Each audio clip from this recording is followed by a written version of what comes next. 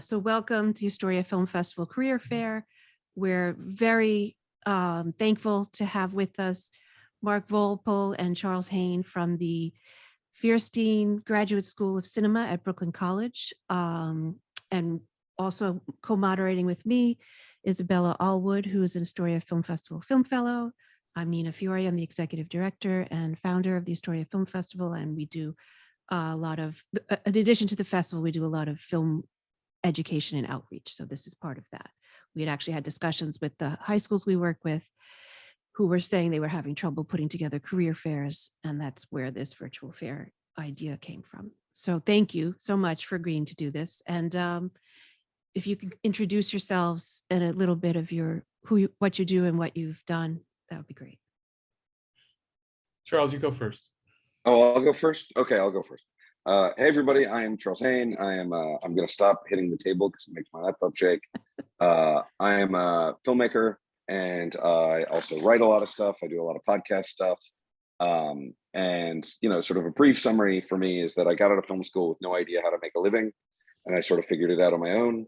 And I eventually started a production company, and we went on to have 12 employees, and we got projects nominated for an Oscar. I've left the company when I moved to New York, but the company is still in business and just won an Oscar last year. So I learned sort of on the ground how you navigate production company and business and making a living and growing your career. And it's sort of become my passion then in my teaching career to focus on that. So I've written a book about entrepreneurship in film and managing a career, and I teach a class on that. And that's sort of a big theme of everything I talk about in my YouTube channel and podcasting. How do we do this? Because it's a different kind of career. It's not an impossible career. It's an incredibly busy time in film. Everybody I know is working. There's a huge amount of opportunity, but it is something that if you don't have a close family member in the industry, it can be hard to figure out how you get a foothold. And I really try and share as much as I've learned about how you launch a career now in my education. So yeah, that's my deal. Oh, and I direct stuff too. I just had a web series out on Amazon Prime called Salty Pirate. My feature film called Angel's Perch is also available on Amazon Prime and had a nice theatrical run. And I'm directing a cool thing this summer about deliveristas, because they have a union, which is it's the most punk rock badass thing in the world. They started a union in the pandemic. I love it. Yeah, I've been following them. Yeah, it's amazing, right? It's wonderful. Yeah, it's great to see. Mark, do you want to? Cool. I'm Mark VOELPEL. So, right now I'm on the faculty of the Oberlin College Film Department, and I run the digital animation and visual effects program at Feirstein. I was sort of a independent underground filmmaker doing a lot of unusual art films and things in New York. And then I learned how to write software to have a marketable skill. And then I thought, oh, computers will be the digital tool of filmmaking of the future. And so I started doing some computer graphics. Then I went to NYU Film School and got an M.F.A. In live action film production. I became a director of photography. And then I just had a problem with the sleep deprivation involved with being a DP. Otherwise I would have probably been a DP, and I liked the control post-production. So I kind of got swept away in the digital post-production revolution. And then I ended up, because I knew live action, I understood storytelling and visual storytelling, and as a cinematographer, where to put the camera to tell a story. And then I just started directing computer animation, and I got swept away in that kind of world. And I started running studios. So I spent about 25 years running small studios, either animation, visual effects studios or production studios. And then I started running studios inside of advertising agencies. I got heavily into marketing and big marketing campaigns and stuff like that. Projects that I've supervised have won most of the major awards in the advertising industry at some point, but that's, large teams of people with large budgets. I've also made a bunch of activist media. I do, I feel that the world is, there's good things in the world, but there's a lot of problematic things in the world. And I have tried to apply myself to figure out how to apply my knowledge of storytelling and media and marketing and propaganda, which is what advertising is, for the forces of good, and make activist things. And now I am writing a lot right now, and I have a TV pilot that I'm getting some very good feedback on, and people seem to think that, it's yeah. So I'm right now trying to write and create original content, and also, you know, I'm really into teaching and empowering, you know, students with the power of storytelling and technology to tell their own stories and hopefully change the world as well. So that's just that's a little bit of my history and kind of some of the things I'm into. But I think Charles and I have a similarity in that we are interested in a lot of different things, right? So not everybody is. Some people are very narrowcast. Mhm. They have a very specific thing that they specialize in. And I think, but other people like to jump around and do different things and kind of follow their muse and just keep learning. You know, I have some friends that have made fun of me and said, when are you going to stop trying to learn new things? And I'm like, I don't know, probably never. Right. I hope never. Right. Like that's why I get up in the morning, because I hope that I'll learn something new. Right. Oh, and by the way, one of the best ways to learn something is to teach it. You know, I do think that's true. But anyway. Absolutely. Absolutely. Alwood, do you want to give a question? Yeah, sure. Yeah, thank you for those introductions, guys. So, excuse me, I just lost my train of thought. But It happens all the time, more lately than not, I find. yeah. So my first question is, how did you make the choice to do what you currently do, or did it just happen over time? You kind of touched on it with your introductions, but like, was your career, would you say it was more deliberate decisions, or kind of, oh, this came up and I did it, this came up and I did it? Not that that doesn't also incur decisions, right? You have to say yes to those opportunities. But I guess, you know, how did you get to this point is the question. So I'll go ahead and start. So I knew I wanted to work in movies. Well, I knew I wanted to work in movies or bikes. And Or bikes. yeah, because I mean, those are the two things I was most like, movies and bikes. I ended up writing a book about bikes a couple years ago. I think bikes are the thing that could save us from climate catastrophe. So I after I got out of college, I worked on a film set, and I was like, oh, I do like this. This is good.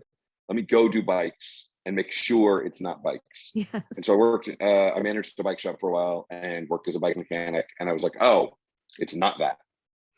It's movies. So I went to LA because I was like, well, that's where the industry is.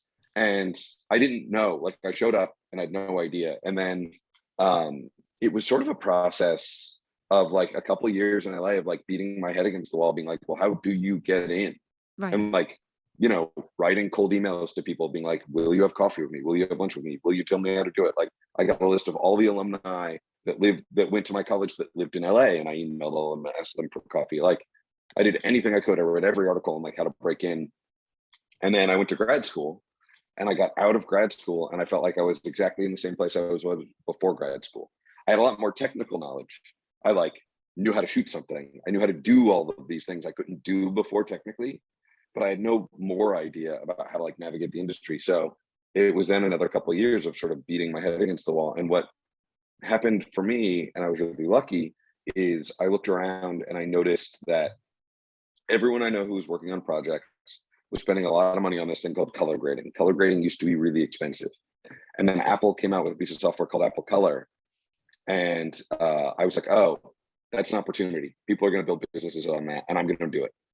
And I just did. I like got the software and I learned how to use it. And like I self-taught and built a business on a thing because this opportunity came up, and I was like, oh, there's this painful part of the process that sucks. Color grading. It costs a lot of money. It's very hard.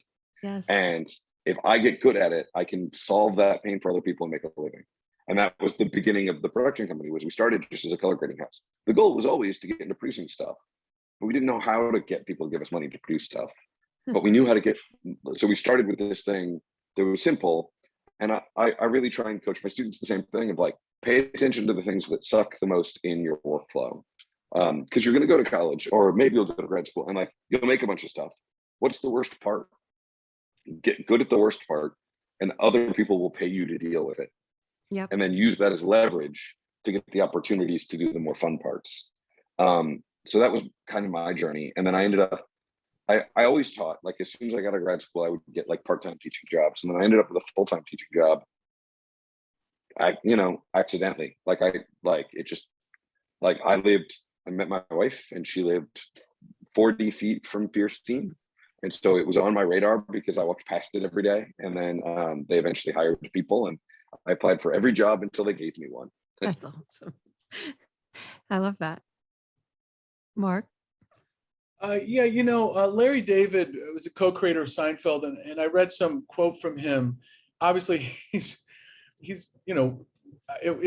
by some metrics, one of the most successful people in the history of media. But and he had this quote that always rang true with me. I'm sure I'm not getting it exactly right, but he said something like, a lot of the people think that people who have had some degree of success decided what they were going to do, and they just wouldn't give up, and they fought for it until they got it, right? And he said, but in his opinion, it's more important that most people that find some degree of success, when opportunities present themselves, they take advantage of them, right? And that always resonated with me because, and I sort of feel like, my career feels a little bit like a random walk, except, like Charles mentioned, is I knew I loved movies. Like in high school, I knew, wow, I really loved movies.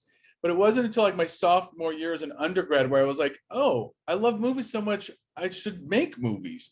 But I didn't have any support in any of my family. I mean, my father literally, when I said, oh, I'm not going to be a doctor. And I said, I went home for Thanksgiving vacation, sophomore year undergrad. I said, I've decided I don't want to be a doctor. And he looked at me and said, what do you want to do? I said, I want to make movies. And he looked at me and said, on the basis of what? And I said, on the basis of the fact that that's what I want to do. That's all but anyway, so at that point, I knew I wanted to make films and I wanted to make media. And so pretty much everything I've done since then has been involved in that. I sort of, I don't know, everybody has their own sense of how they want to, spend their time. Like, what percentage of your time do you have to find what you're doing to be truly stimulating or thrilling? I think 25% is not too bad, right? So 25% truly stimulating, 25% good, 25% okay, and 25%, hey, this is hard work and it's kind of painful. Anyway, so I've been able to manage that balance, pretty much every year, for a long time. And but it feels like a random walk sometimes. It's like opportunity presents itself, and I've turned down. I had like 4 or 5 really good job offers to move from New York to LA. One was to run CG for Digital Domain and report to the 3 partners at Digital Domain were James Cameron, Stan Winston, and Scott Ross. And I was interviewing with Scott Ross. I was like, oh, James Cameron would have been one of my 3 bosses. And I said no for some different reasons, but they offered me the job. I had the contract. And I always just loved New York, and I just turned down a bunch of really cool job offers because there was a certain period of time where not many people understood filmmaking, storytelling, and visual storytelling, and computer graphics and visual effects. There just weren't that many people. Yeah. And so Hollywood was really reaching out, but I turned down those things. And I look back and I really would love to know what would have happened in that parallel universe. But right. I stayed in New York instead. But yeah, I just think it's a balance of generating opportunity. The other thing is generate opportunities, right? So you want to generate opportunities for yourself, and then and ideally you have multiple opportunities which are hard to decide between, but then you just got to pick the best one that feels the best. I don't know. That's kind of what. Well, I've never heard this Digital Domain anecdote. What year was that? Well, it was right when they were starting the visual effects for Titanic. Oh, whoa. So that was like 92, 93. Yeah. That would have been a weird time to move to LA. Fashion was terrible then. Fashion was terrible. Oh yeah, early 90s LA fashion. You would have been in like, yeah, no, you made the right choice staying in New York. Well, James Cameron is a notorious screamer, right? So, and I don't do well with that kind of stuff. Like, so I don't know, but who knows? It could have gone horribly wrong. I'm curious, like what would have gone on, Yeah, James Cameron is also, I was gonna say I have many like wondering about parallel paths what would have happened, but you don't know. So Yogi Berra has a great quote. He says, when you reach a fork in the road, take it. Exactly. What were you going to say, Charles? You were. Well, I was just going to say James Cameron is also notorious for he always does his VFX contracts where he doesn't pay if he doesn't approve the shot. Oh gosh. And and he's just also notorious for then never approving the shot. Like it's just revision after revision after revision, because it's like companies take the deal with James Cameron because they want James Cameron on their, show reel. But then he's put more than one VFX company out of business. Digital Domain is still going, but I cannot imagine working at Digital Domain. Yeah, that would have been. Yeah, sometimes your mental health is more important than the accolades, if you will. Well, hey, listen, that's a great statement to take into account, that your mental health is important. And working in the media industry, it can be really tough. Like, on one hand, if you don't like deadlines and you don't like adrenaline rushes about the excitement of, am I going to make the deadline? Or, okay, I'm going to make the deadline, but how am I going to make it? I don't know, that the media business might not be the best for you. But on the other hand, you also have to look out for yourself. There is a lot of psychological abuse that's either direct or indirect. So I think it's important, to, and you can learn many of these skills, I mean, over time. But I do think, looking out for your mental health and working in the media industry is, I guess capitalism is by nature exploitative, but the media industry is, it seems particularly opportunistic. It can be particularly abusive. I think because so many people want to be in it, that there's that, it has that allure. So then they don't feel like they have to treat you well to stay in it. Although that seems to be every job lately. So I don't know if it's truly, No, but I mean, I have a podcast series right now called Distorted by Glamour. And like, the theme is that all of our negotiations in Hollywood are distorted by this perceived glamour that like isn't true, right? Like, when you're working 16-hour days on some indie film with no celebrities in it, like, there's no glamour in that. You're just at work. Right. Or right. even if there are celebrities, you're not hanging out with them. You're like setting C-stands at 4 a.m.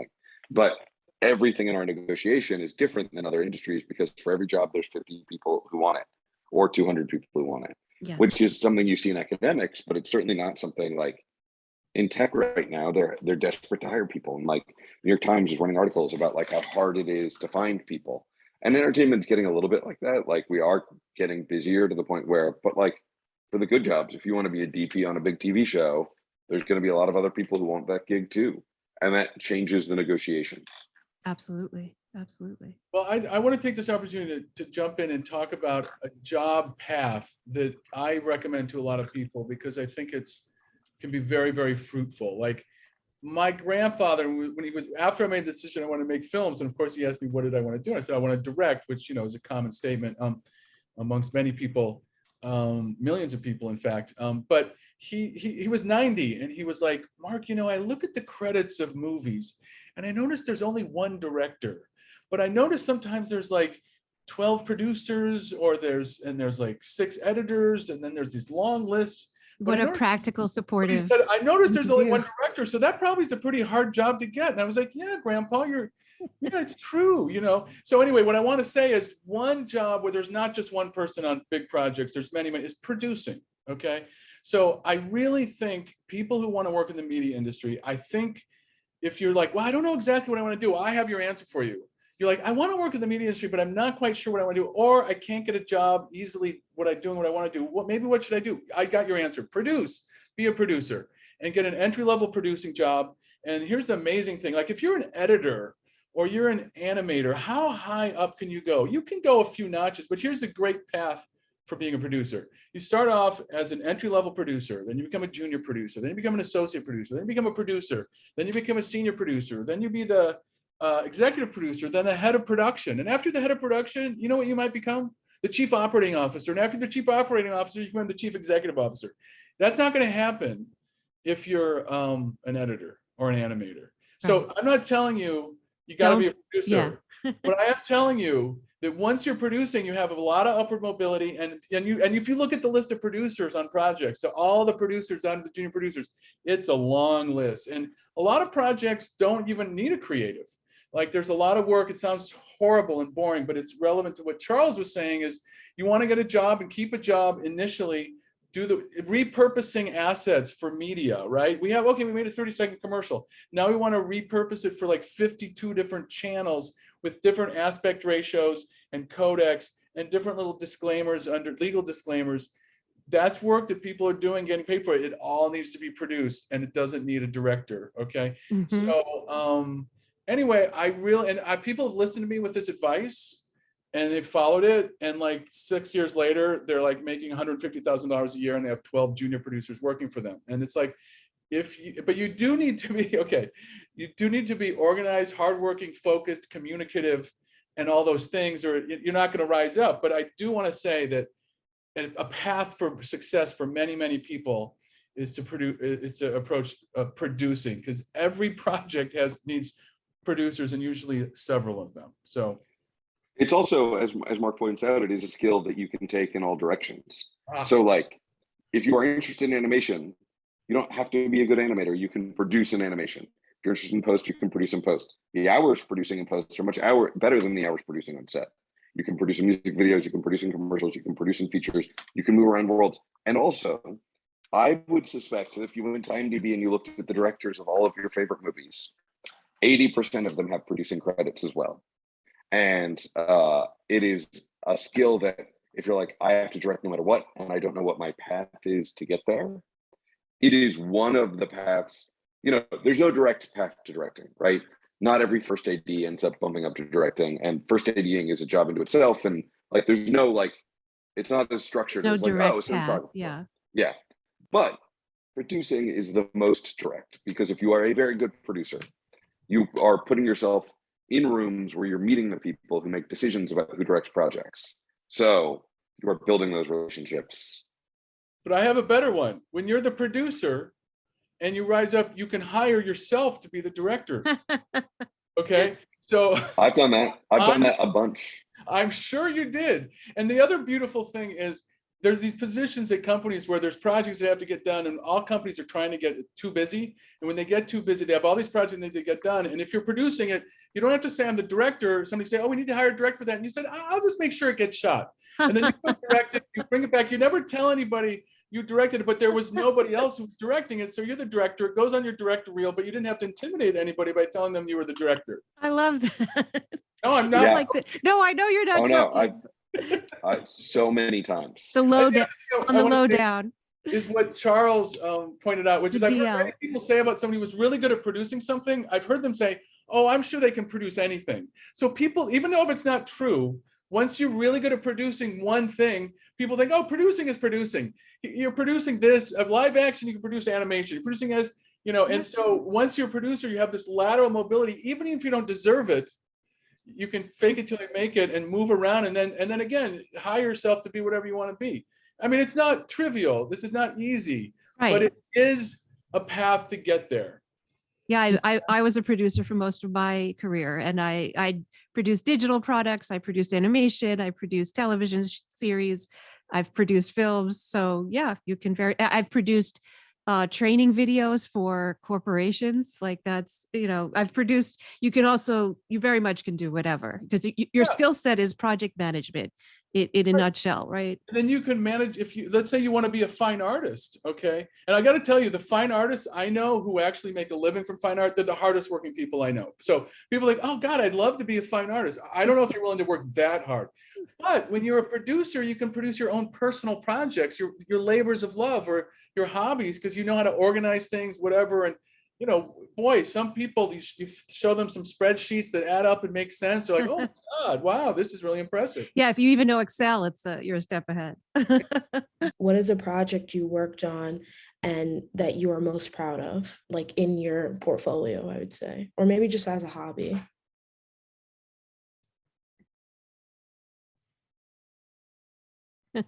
Cricket. Okay. No, I mean, I have an answer. I've gone first 2 times. I didn't want to go first if Go Mark had ahead. an answer. Go ahead. All right. So, you know, I've worked on a whole bunch of stuff over my career, but I'd probably say the thing I'm most proud of at the moment is my feature film Angels Perch. It hits on, you know, it's hard to make, I mean, it's hard to get a feature film made. Like that is a Yes. difficult thing. Yes, it is. And it's hard to get a feature film made in a low drama way. Like I'm still good friends with the producers. They're coming to my class to speak in a couple of weeks. I'm still good friends with the DP. Like I'm still good friends with some of the cat. Like Yes. it was a genuinely good experience by all. And it's work I'm really proud of because it's the kind of idiosyncratic work that is the definition. Like what the 90s idea of independent cinema was, what I was so excited by when I was a kid was this, like, let's make the movies that legitimately can't be made by studios because it's just not that interesting to them. And like, it's a regional movie. It's set in West Virginia. It's about someone taking care of their grandmother while she dies of Alzheimer's. Like my grandmother had Alzheimer's. It's like an intensely personal movie. that is just Yeah. not the kind of thing studios make. And I'm incredibly proud that it exists. And we had a really interesting experience with it where we, we didn't get into festivals. Like there's a festival strategy where you start with the big ones and then you go to the second tier. We didn't get into the big ones, which is common, right? Like little indie film, no major stars. Our big stars were like Joyce Van Patten, who's been in 250 movies, but like, and is wonderful and was in Grown Ups and still works, but like, she's been in 250 movies. She's not a star. Most people don't know who she is, although she's wonderful. So we didn't get in any first round, and we were like, okay, well, we can wait a year and try and get in the second round, which would have probably benefited me because we could have gotten in and gotten some laurels and awards, and that would look nice on my resume. But my producers were like, well, yeah, but we have some investors to pay back. Like, let's just release it. And so we did a theatrical release on a platform that existed at the time for managing independent releases. And we independently released it. And we're doing sold out screenings all over West Virginia. And then we got hooked up with some Alzheimer's groups, and we're doing them all over the country and all over the South. And like, That's great. I got to go to theaters with like 300 people who had an emotional stake in the subject and watch a whole audience cry at a movie I made and hang out and talk to people after. And it's like, it is a different model of cinema. It's like, there is the independent model of like, you get into a festival and then that becomes like the thing of the thing. But it's like, I really like that we made the decision. We're like, all right, well, we're just going to get this to audiences so we get our investors whole faster. And I'm going to get to see it with audiences.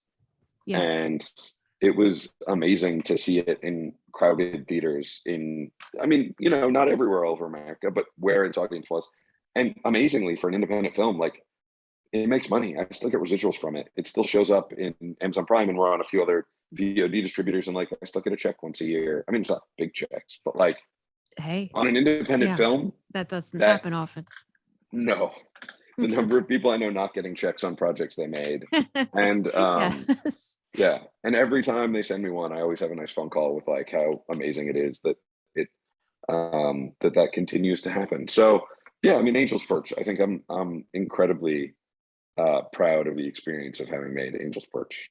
Yeah, I think that telling your personal story is just so freeing and beautiful, and the sharing and crazy thing, not my story. The writer who wrote it hired me. It was about him and his grandmother. Oh, wow. And like he hired me, and I didn't even mention that my grandmother had Alzheimer's in the hiring meeting because I was like, I don't want to play that card. Like, we'll just talk about other aspects of like regional identity. Wow. Yeah. And then like after in prep, I was like, my grandmother also, and he was like, oh wow, like. Yeah. So it wasn't even my story. It was just, I mean, I obviously really connected with it because I was like, I remember like she lived down the street from me when she was in her last home, and I would like go read her. No, my grandmother also passed from Alzheimer's, so I understand. It's intense, and it's something that like is it's handled as a cliche in a lot of media, and like the script really got the like nuance of the entire experience, and I was like blown away by it. And so I connected with it more because it was my story, but it weirdly wasn't my story. It was the writer's story. It was one of those weird things about life where I was like, you really got it, sir. You really nailed it. Nicely done, sir. Amazing. Yeah, I think the films I like the most that come into the festival are films that tell those very personal stories where you can tell somebody's kind of digging deep, bearing their soul, and it may just reach a niche group of people who can relate, but the good that it does them is tremendous, right? That's what I love to see. Mark? When that works, when that happens. Yeah, no, it's beautiful. Mark, your favorite or proudest? I'm going to say more than one, but I'm going to be brief about each one. The screenplay, the TV pilot I just made is perhaps the thing I'm most proud of. It's because I'm combining my interest in activism, political activism, with popular entertainment, which is kind of a thing. But it's just in a nutshell, I'm just going to touch upon the themes. It takes place 5 years in the future, and the United States is moving more and more towards fascism. There's a resistance movement. So completely fiction, right? Completely fiction, has nothing to do with what's happening. And it's about something like Guantanamo Bay, except it's in the United States, where people that are accused of crimes but not actually prosecuted and taken to trial or held illegally. And then it involves an alternate universe and various things that happen. But through the drafts, I've turned it and I've made it less. I made it feel like a thriller, but it's still fairly politicized and about like an anti-fascist. And then number two is I did direct the animation for a 41 screen takeover where a CG generated whale swam around Times Square, and we took over 41 yes. screens. And it came in third at the Cannes Marketing Festival 5 years ago for the best animated project. Wow. And just being in Times Square and watching my direct animation I directed use the whole palette of Times Square. It's not every screen, but it was like 40-50% of the screens. Wow. That was exciting. And then the thing is, during the Bush Gore election, I spent 6 months working full-time making a fake infomercial for an organization that was an anti-Bush group called Billionaires for Bush, which was an anti-Bush group that pretended to be billionaires who supported Bush because he did so much for billionaires. And I made a fake infomercial that was 30 minutes long, mostly with UCB actors and 120 extras, where it played on 26 public access stations in swing states, and it did spread virally and had about 80,000 views. Wow. After the election. And I heard 3 different people talking about it on the subway in New York. It actually became sort of a talking point because people who weren't sophisticated thought it was real, and they thought, I just saw this thing on TV where billionaires were talking about how they were going to put Bush back into office because he did so much for billionaires. And then some people wrote me and said, oh, you were 18, because before Trump and his billionaire coterie took over, they said this was like the future. So anyway, those are 3 projects. I'm sorry, I had to cheat, but.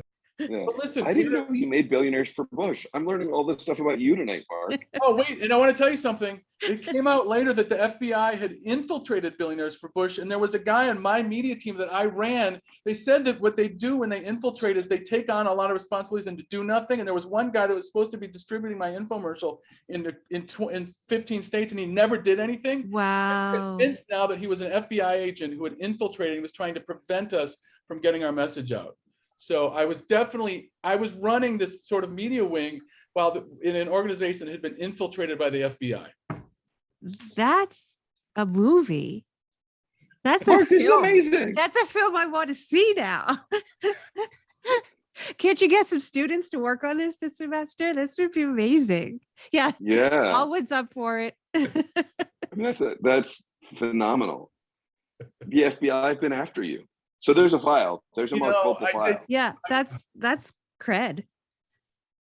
I mean, on I yourself. didn't get searched a lot getting onto airplanes or anything, so I don't know what my name must have been on some lists, but I don't know. I basically might have not seemed problematic or something. FOIA yourself, Mark. No. Let's do it. Let's put in the request. Let's find your file. And let me know when you guys do make that. I'd love to be a part of that. That sounds awesome. So my next question I have for you guys is, what is something right now that you guys touched on this already, but like, what is something currently that you guys are working on and like really excited or like passionate about? Mark, I'm gonna let you go first. I've gone first too many times. Okay, well, I did talk about this pilot that really is the thing, but I'm also working on another pilot that's essentially, I bought a domain name, which I'm not using yet, but it's Welcome to Deathism. And my project is called Welcome to Deathism. And the idea is that late stage capitalism, the capital in late stage capitalism is not capital, it's death. And that we're basically in a world where people are just marketing and exchanging death and, for currency. So anyway, it's like a literal commentary. Entertaining though. It's going to be wildly entertaining. But that's my next pilot I'm working on and researching right now. But mostly I just have to watch the news to research it. Did you see, I read an article today where the DSM-5, which is the like psychological Bible, if you will, has now added a disorder that is if prolonged grief. So I love that in the middle of a pandemic where we're not acknowledging the deaths around us, prolonged grief is now a disorder. Right? If you actually care that people are dying en masse around you, now you're psychologically disordered. Yeah. So I think that somehow ties into what you're talking about, but I'm not sure how. Yeah. Well, I want to say something. In this dystopia that we're in. We're talking here, it's being recorded. Maybe some of the things we're talking about sound like propaganda, but I remember when I was doing my interview to get tenure at Brooklyn College, and I did show that fake infomercial I made for Billionaires for Bush as part of my tenure package. And some professors looked at me and one of them said, Mark, some people would call this propaganda. And I said, yeah, I call it propaganda. That's what it is. Right, that's the And purpose. I said, I think Yes. my responsibility as a citizen of the United States and a filmmaker to make propaganda for the positive outcomes that is telling the truth. And somehow they still gave me tenure. I don't know what happened. I think that speaks well of them. Well, I mean, Yeah. Kaufman Astoria Studios, right? From 1940 to 1970 was run by the Army, and primary thing they produced there were propaganda films to promote kind of the U.S. abroad, especially during World War II, obviously. But they continued on until 1970, making various propaganda films about the U.S. And since I'm saying all this political stuff, or we're saying some political stuff, I do want to say that I feel a lot of empathy for everybody, including people who don't see things politically the same way I do. And I do think that that's important, that, we don't want to lack empathy, because, most people are just doing the best they can. And and propaganda is so effective. You Yes. cannot blame people for being susceptible to it, because it's specifically designed by billion-dollar think tanks to manipulate the minds of people. So when they are manipulated by it, you shouldn't hold it against them too much, right? You can Yes. hold it against the people who make and create the propaganda, but the people who are susceptible to it, it's Well, especially you can hold it against the people who profit, right? But then the people Yeah. who are not getting anything out of it and are actually getting hurt by it do have my sympathies, and I think even with, what's happening today in Russia, right? Like the Russian people have been through so many years of disinformation and propaganda, and they're being hurt. So I obviously sympathize wholly with Ukraine, but I also sympathize with the Russian people, not with Russian administration, obviously. Yeah, it's like really tough to have discipline to be like, we're not talking about a Russian invasion of Ukraine. We're talking about a Russian government invasion of Yeah, Ukraine. we're talking about And like, Putin, Yeah. him and his little cronies, like making Yeah. other people do his thing or killing them, right? Or jailing them. Like what's their alternative? Yeah.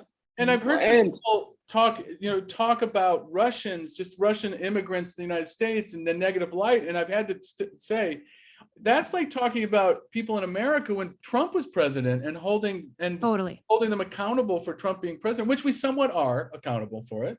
But to be honest, we couldn't really do that much. I mean, sadly, right? I think that we was probably do more. But anyway, we should Well, probably it's also, if you're a Russian immigrant to America and started a Russian restaurant in America, yes, chances are you left Russia for some reason.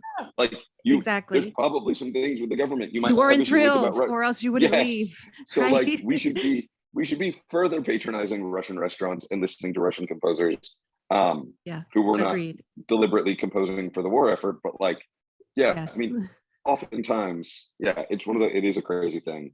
And I do also want to say that just because we have two old school public university lefty professors on this job chat, like Feirstein has a wide diversity of opinions in the student body, and we all get along. Like, we have a lot of veteran students. We're a public university. Sure.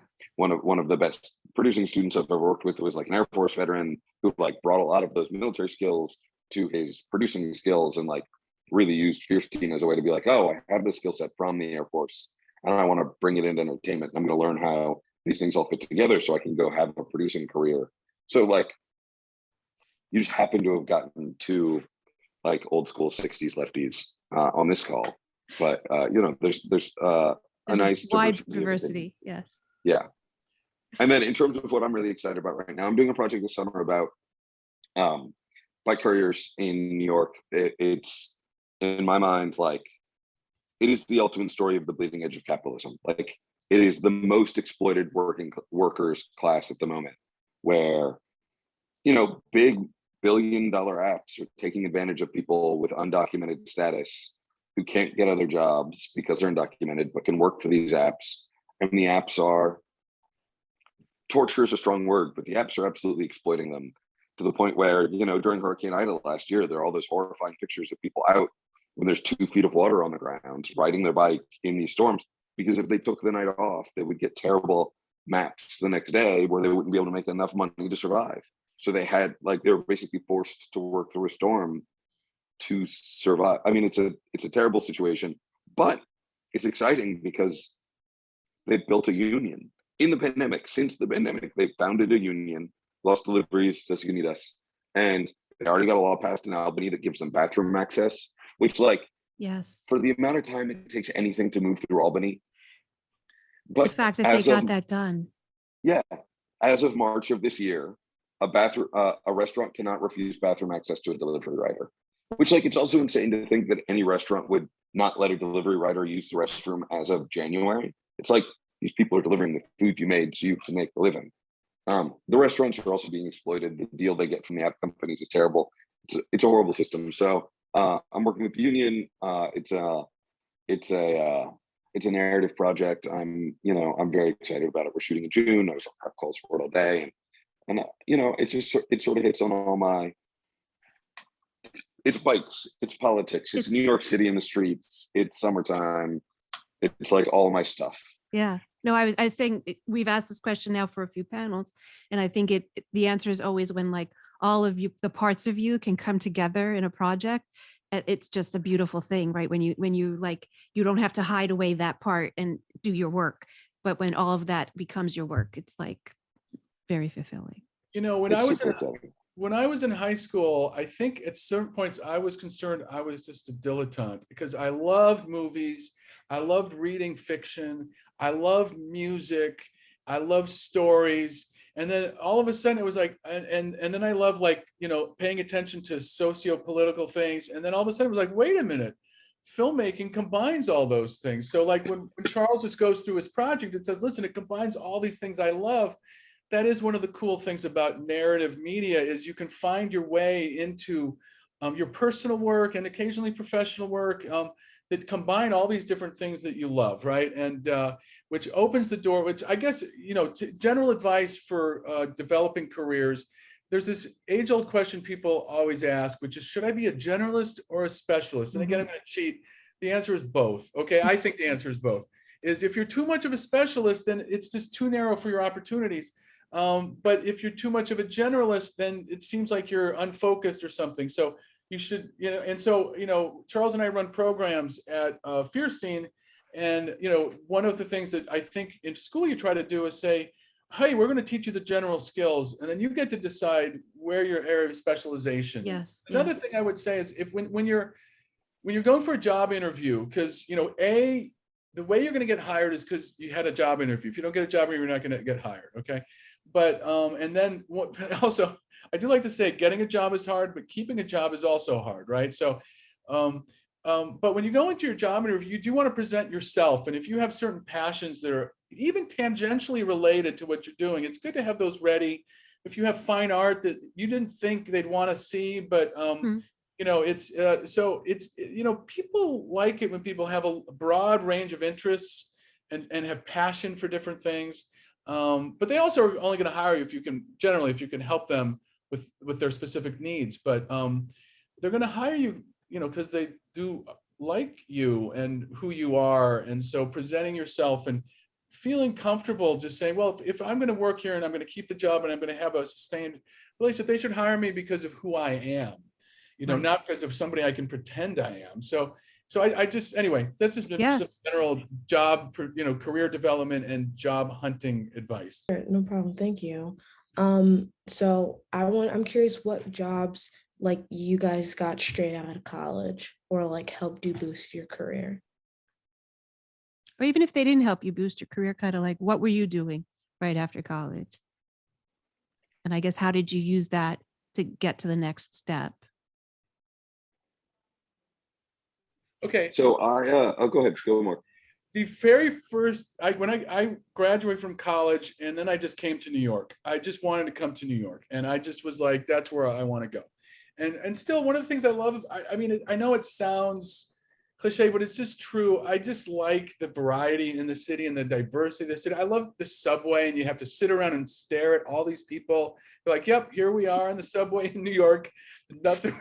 We just gotta. Queens born and raised. My mom was like, don't look at anyone on the subway. Look at their shoes. They might stab you. Like that was literally what I was born and what I was told as a child. But somehow the very first job I got was to be the film inspector for this film company that handled the film rentals for the Museum of Modern Art.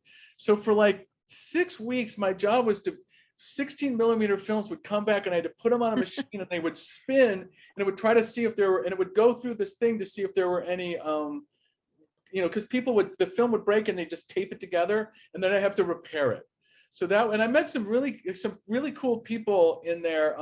But then I quickly got a job at a startup computer graphics company. But I literally one week had to decide between these two jobs. And this is true. It was a long. I'm not going to tell you when it was, but let's just say it was in the 80s. Okay. But I had to decide between a job at a startup computer graphics company that was just computer graphics salespeople who were using the reel they were sales reps for and lying and said they could do it themselves. And then they hired me to make the computer graphics. I had no idea what I was doing, but they were lying and saying, here's our company. We're just using the reel that they were sales reps for. And they were going to pay me $180 a week under the table. But I also, for some reason, I applied to programming because I learned how to code. Kidder Peabody bonds futures forecasting using computers with some guy from Caltech offered me a job there. But then I was like, I'm going to work on Wall Street. And they were going to pay me like $600 a week or $180 to work at a startup computer graphics company. And I was like, I took the $180 a week.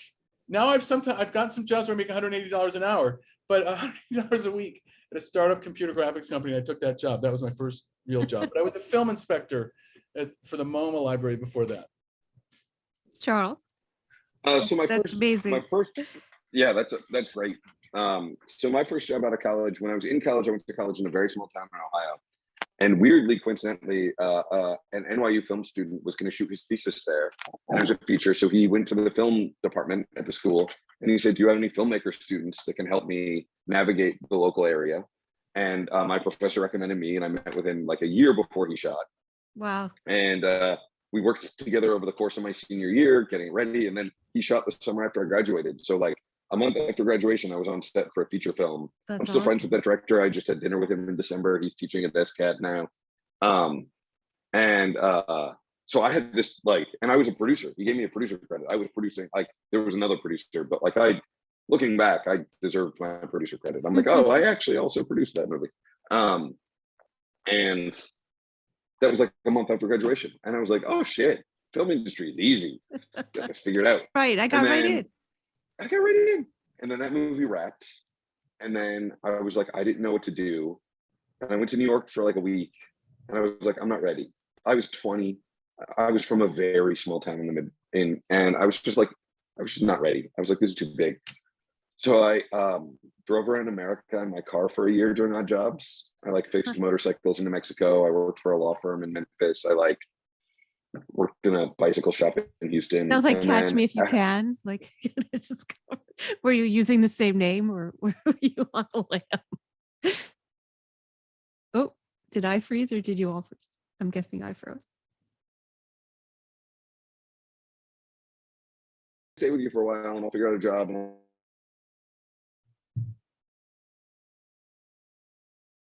Their motorcycles. It was a fun year, but and then after about a year of that, I got a job in a bicycle shop, and I worked in the bicycle shop for a while.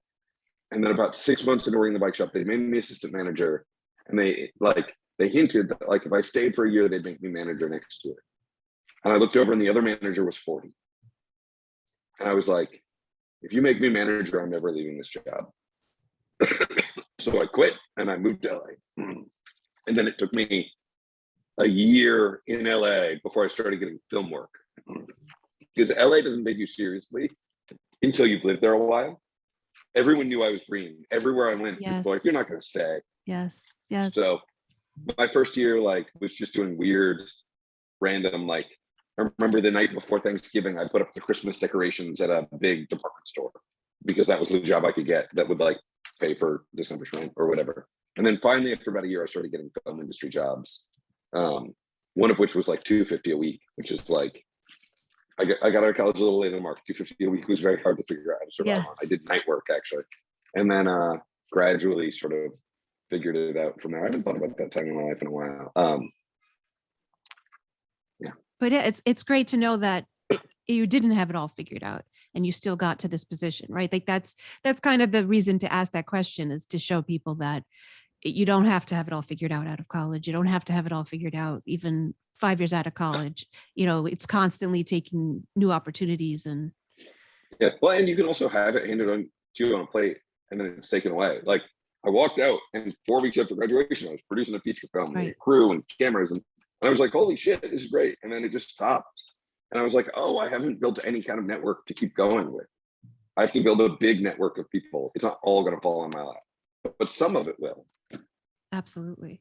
I think, getting it all figured out, I would say, I think it's okay to think that's a myth, right? I recommend looking at everything as a process, and everything is in motion and everything is changing. So we know that sometimes you're like, oh my God, I'm so happy I get to go to this restaurant whenever I want for the rest of my life. And then eventually the restaurant's going to close, right? It's like, whatever, it's like Buddhism. Yes. Buddha says everything that you love and cherish is going to be taken away from you. It's just a matter of when. I'm sorry, that's Buddha. I'm not trying to depress you. That's just Buddha. Blame Buddha. It's not me. It's not, don't hold me against. No, but it's just good to, everything's a process. Like the most important thing about a job, and I know everybody's got to pay their bills. And, I just told you guys my first job in New York, I was making $108 a week. Okay. But, But what was your rent at that time? my rent was $750 a month, but you want to know something? I was living with my girlfriend at the time who was working at Farrar, Straus and Giroux, which is the most literary publishing house in New York, and she was making $132 a week after taxes. We had a lot of $1 slices of pizza, right? Yes. Anyway, but you got to make your way, but everything's a process. And the most important thing about a job is, what are you learning and where is it going to take you? You got to pay your rent, and you got to worry about, but the mistake that I would say the majority of Americans make is like, I can never take a job where I'm making less money than I'm making now, or with the worst title. That just pigeonholes you and gets you stuck. And that's how people say, oh, I really hate my career. You've got to be willing, you got to look at a job that what you're getting, as long as you can pay your bills, what that job is teaching you and where it's taking you is more important than how much you're making or what your title is, right? Because, and are you learning? Is it taking you somewhere? Is it, and I do like this quote of, it's really lame in some ways, but it's really profound in others, which is, if you do what you love, you'll never work a day in your life. Now, I can't, but when you do find things you love doing, you're like, my God, I mean, like, honestly, I teach. And if somebody said, you know what, you can keep teaching, but we're going to stop paying you. Yeah, I feel the same way. I honestly would be like, God, that's a bummer, but okay, I'll still teach. I wouldn't do the other thing around teaching, but to teach the courses, I would probably do it if I didn't get paid. Okay. I'll edit that out. Meetings for free? I'll edit that out before Brooklyn College sees it. But yeah, I fully agree. I literally just said that to my husband earlier today. I was like, thinking the part I love most about all I do is teaching. So yeah, I agree fully. It's the best thing on earth. Yeah. And just to wrap this up, for my final question, if you could go back and talk to your 18-year-old self, what job advice would you give them? And I'm 18, so I'm curious what you guys have to say. Leave bad situations sooner. I think in film, there's this perception of scarcity where you're like, oh, if I'm not I should work harder to figure out what's not working about this. But sometimes it's just a bad situation. You should just go find something else. Yeah, and getting out of a bad situation, you can feel really bad, but you will often benefit from it. I've run studios. I've had to fire people because they didn't fit in the studio. And I've tried to talk to them, and I hired them because they were smart and talented and gifted. And I had to say, this is not the right environment for you. The studios I ran were always largely unstructured, and people had to be self-motivated. And some people couldn't flourish there. And I would tell them, listen, I've got to let you go, but it's not a statement of what you can do. This is not the right environment for you. And I would say, this is a peculiar, weird environment. I'm unusual, and the other people that have been supervising you. And they would almost always, I'd bump into them 2 years later, and they'd be like, oh my God, I have a really good job and I'm really flourishing. Okay. But my advice, I actually did a trip canoeing down the Colorado River in the Grand Canyon, and it was like 108 degrees a lot of the time that we didn't know it was going to be. But I was with my best friend's 18-year-old son. He was about to go to Oberlin. So I had a chance to give him my advice. And my advice, I was making a joke about the line in The Graduate where I said one word. And my one word was not plastics like it is in if you know The Graduate, it's fine. But it was networking, which is, is you do not know who's going to be Yes. successful. You do not know who's going to be successful. And so just devoting a certain amount of time to networking with everyone and just being positive. And, but networking is, interconnections and treating your connections, cherishing your connections. I have a history of being very results oriented, okay, in a variety of ways. And I've learned progressively through my life, that the interpersonal relationships are, I've always known they're important. I've always valued interpersonal relationships, but I've been so focused on, oh, you're making a movie, let's make it as good as we can possibly make it. And if that's really your attitude, then sometimes you sacrifice different things. But networking and interpersonal communication and relationships are, especially when you're in college and even in a job, that is a foundation that you can keep building on, right? And so much so that just putting energy and effort into staying in touch with people who you want to stay in touch with, because you forget stuff. There's so many things, you're working on jobs, you forget. So keeping lists of people who you like and want to communicate with, and making sure you do, so that it doesn't, because we all have people, right, who were like 2 years later, we're like, oh my God, that person, I haven't communicated with them in 2 years. What is wrong with me? And then but that's the kind of thing that you could have a methodology for to prevent from happening. And just like you got to leave things, the Clash have a song, should I stay or should I go? It's hard to know the answer all the time, but you also don't want to let things go because you space out or you're distracted, right? You got to get out of things when you should, and don't hesitate to get out of things if your impulse really tells you to, especially not just for the money, but also keep the relationships going that you think you should, Yeah, when I remember when I was out of college, one of the ways I tried to keep in touch with people was being very obsessive about wishing them happy birthdays, because I figured that was, this was pre-internet. So now I try to, all our kids, make them create LinkedIn pages, and before you go off to college, make sure you have your LinkedIn page, make sure you, like, everyone you meet becomes one of your LinkedIn people, and keep in touch with them, like post what you're doing, talk about yourself, That's a great thing. If it's somebody who you're out of touch with, and you're like, but just to wish them happy birthday and say, how are you? And sometimes this just happened to me. Somebody, I was really good. He was a drummer in a rock band I played bass in for 3 years. And it was his birthday, and I hadn't been in touch with him for like 10 years. And I just wished him happy birthday. How are you? And we had lunch last week, and we revived our friendship. And it's not like there was any reason why we just neglected it, right? Right. Life happens. Yeah.